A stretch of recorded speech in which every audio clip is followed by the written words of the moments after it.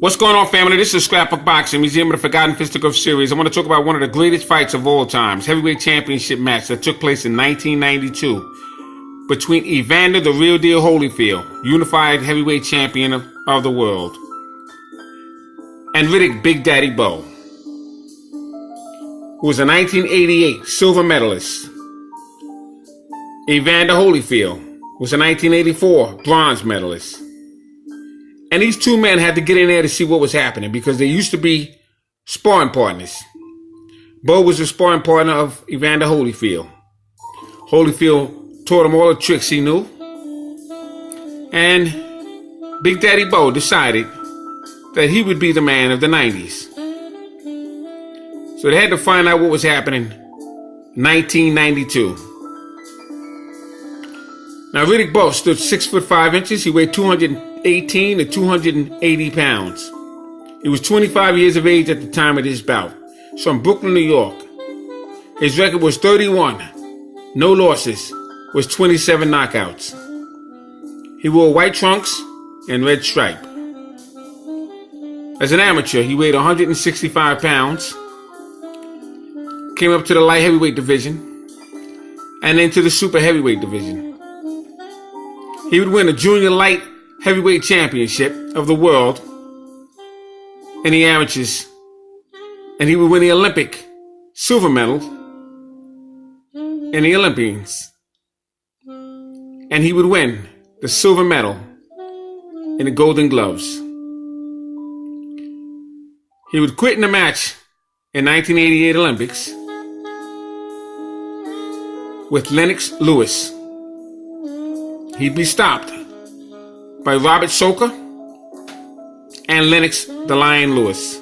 As a professional, he would face Bruce Seldom for the WBC America's Continental Championship in the heavyweight division.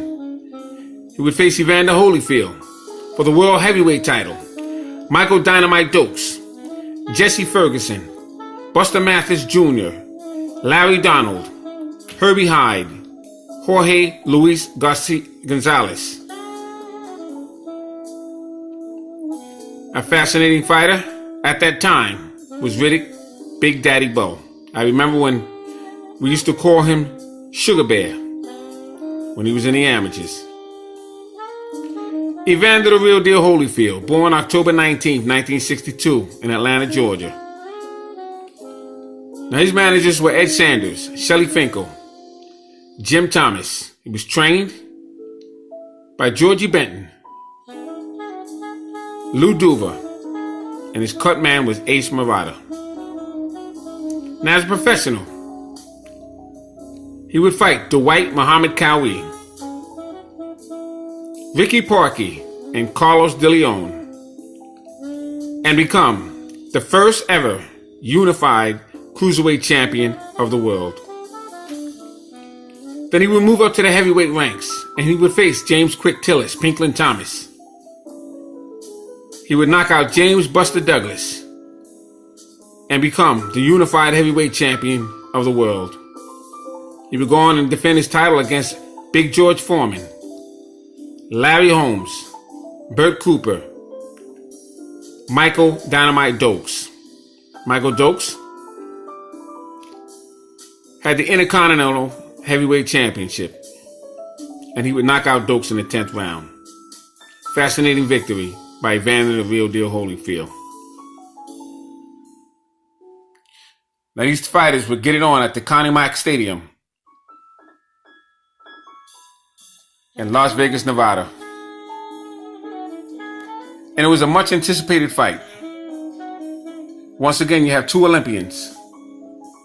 The passing of the torch ceremony. And no one ever expected Riddick Bowe to defeat Evander Holyfield, because Holyfield seemed to be unstoppable. He was smoking through the cruiserweight division as well as the heavyweight division. And at this time, Mike Tyson played a big role in this because he would be incarcerated. And so that made room for a new Brooklynite to take over the heavyweight scene. So Riddick Big Daddy Bowe faces Evander Holyfield. What would be one of the greatest heavyweight championship matches of modern time?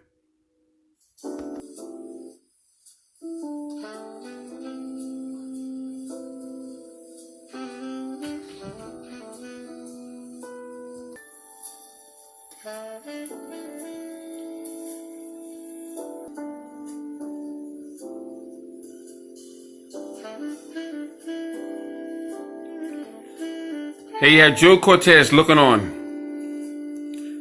From the opening bell, these two men had a boxing contest, but from the second round on, slugfest all the way. As you can see here, Riddick Big Daddy Bowe shoots in a right uppercut, and Evander Holyfield tries to crab. He tries to crab, and he couldn't stop that right hand from slipping through the guard. He would eventually get nailed with a vicious uppercut in the 10th round that would put him on Queer Street.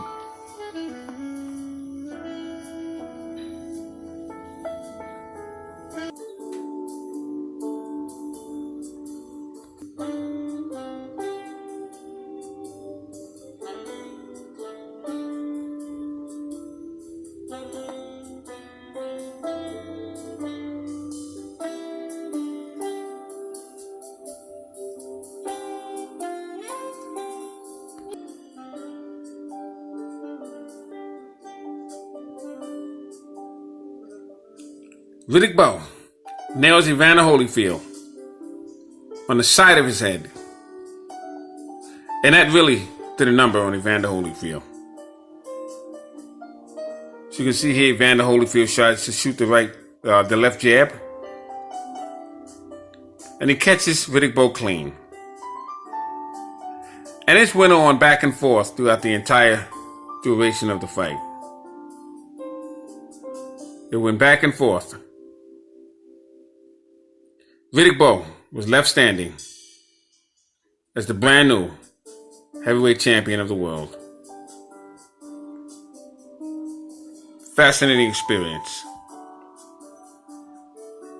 I remember Riddick Bowe coming back to the gym. Came back with a convertible white Rolls Royce. You see on Atlantic Avenue in Brooklyn, they gave him a ticker tape parade. Mayor David Deakins was he was the mayor at the time, and he gave him the key to the city. And Riddick Bowe, at that point, took a world tour to Africa. And he came back weighing about 400, well, I wouldn't say that, but I would say about 100 pounds bigger than he was when he fought Evander Holyfield. And it seemed like he just didn't have the heart for boxing anymore. Bought a home and had a kitchen built inside the bedroom. And that was it for Riddick Bowe. But that 1992 match was one of the greatest heavyweight matches of all time. They fought two other times after that. One was in Las Vegas, and you had the parachute incident. Evander Holyfield regained his title. Then they had a third fight. Holyfield was stopped in that particular match. But I just wanted to think about this fight and realize, where did the heavyweight division go? Well, these are my memories of the heavyweight division. Evander Holyfield and Riddick Big Daddy Bowe. Salute to these fighters. Scrapbook Boxing, Museum of the Forgotten Fisticuffs series, saying all great fights and all great fighters will never be forgotten on my channel. Thanks to Riddick Bowe and Evander Holyfield for the epic wars. Salute to my subscribers. Thanks for hanging in there with me.